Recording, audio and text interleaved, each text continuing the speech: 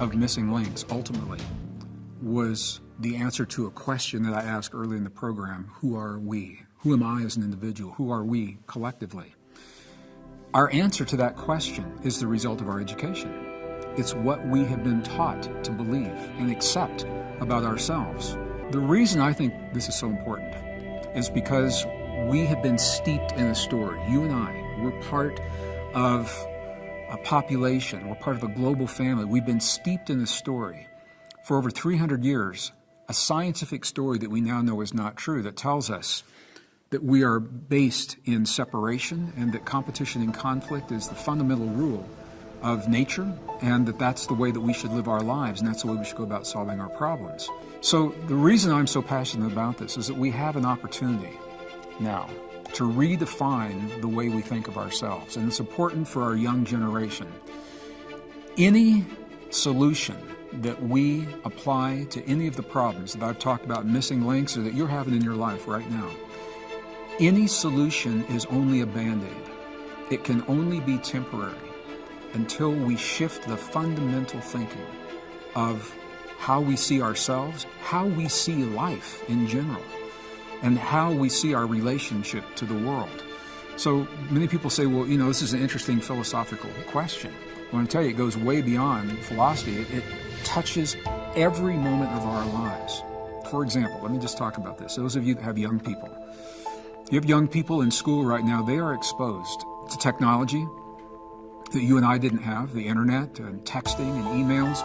They're exposed to bullying, a new phenomenon, cyberbullying that's happening right now, where their peers will say things to them or take pictures of them or make fun of them in ways that we used to do just verbally in the hallway to one another, and now you spread it across the internet and everyone is seeing it.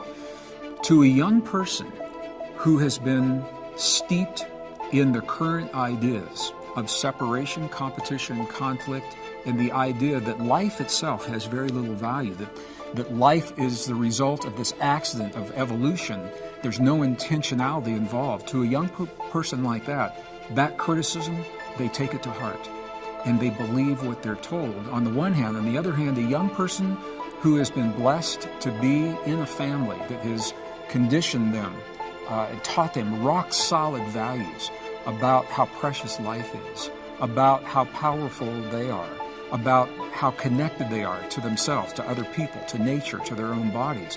When they hear those criticisms, it rolls off of them because it doesn't have the same meaning. The way that we think about life itself, when we try to save a life, and when we try to take a life, I mean, this comes down to war. When does a nation march across the boundaries, the borders of another nation with their armies, and when do we invade the homes of other people? When does a corporation determine how much is enough toxic waste to dump into the ocean, or how much radiation do we pump into the atmosphere? As different as they are from one another, every one of these things that I'm talking about, it all comes back to this fundamental question: who am I? Who are we?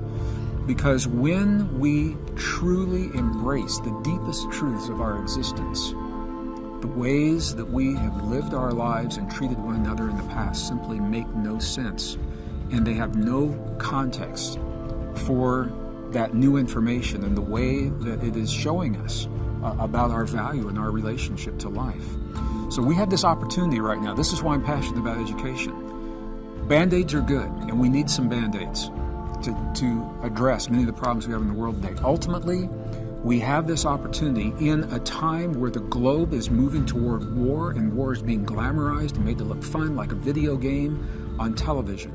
And young people are enticed by that. We have this opportunity to raise an entire generation of young people based on these new, deep, well, they're ancient, but they're newly recognized, deep truths, and instill within them the value of life, their own personal self-worth, how precious life is, and the fact that although we don't understand fully how it has come to pass, life is no accident. There's an intentionality underlying our existence, and that we are given rare, precious abilities given to no other form of life: empathy, intuition, access to the subconscious, direct access to self-healing, the opportunity to create resilience to life, and much, much more. All of that belongs to no other form of life. When we instill these values in a young person, and they say, my God, I'm a powerful being. and I'm responsible with my power, and I am part of the world that I see. I'm not separate from it. And I can make this a better world through the way that I make myself. When we begin to instill those kinds of values, the world changes. That's not a Band-Aid. That is a sea change. That is a fundamental shift in thinking. We've never seen this before, and this is the opportunity we have now, the sweet spot of where we are. The technology is available to spread the word. Now we have the opportunity to bring honest, truthful, factual information, rock-solid science that tells us everything I'm saying to you right now. It tells us how true these things are in our lives. Be honest with our young people. Share with them what we found to be true. And allow them, they're very smart, allow them to reflect on what that means in their own lives, to live their own truth. That's where we see the world change. Talk about education. The academic side is very obvious, but I think what's even more fundamental is parenting, because this is really where education begins with our young people before they are ever exposed to a formal education with other children their age. They begin to learn from us. We are their parents. So I think this is fundamentally where the educational process begins. And the questions I'm asking are about what's called conscious parenting. And what I found is that the word conscious means different things to different people. So I'm going to invite you to take this and put it into the language and interpret in a way that's meaningful to you. For me, conscious parenting is all about awareness and sensitivity, and again, honesty and truth. Being aware of your personal behavior in the presence of your children, the language that you're using, and this is a big one, because language is more than just words. Language is a program to our subconscious. And when we instill values within young people at an early age, that we live in a world of scarcity, we live in a world of lack. It's a dog-eat-dog world out there. This is something we've all heard. That seemingly harmless comment that we're making to our children again and again, it instills with them values subconsciously that show up as lack in their lives. As adults, these are the ones that are asking, why can't I find a good relationship? Why can't I find abundance in my life? When they have been programmed subconsciously and unintentionally from the time they're very young about what a tough world this is. Be aware of the language that you're using when you communicate with other people, with your children, and what it says about yourself. And the kinds of words that you're using, because nature is very literal. So when we say things like, I can't find a partner in life, to us, we're making a comment. But to the universe, that is a command. So the universe has just heard an individual say, I can't find a partner in life, and the universe says, okay, I can honor that command. And so you can't find, and you can't find, and you can't find, because there's no resolution to that. All the universe has heard you say is you can't find. A more conscious way to say something like that would be that I choose to find a partner in my life. There is a resource, an amazing resource, a man, a dear brother, a dear friend who I've known and worked with for years. His name is Robert Tennyson Stevens, who talks and has written books about what is called conscious languaging. And if you have not checked out Robert Tennyson Stevens' work, I invite you to do it, because I think conscious languaging has to play a role in conscious parenting. It has to. And that's where I'm going with all of this.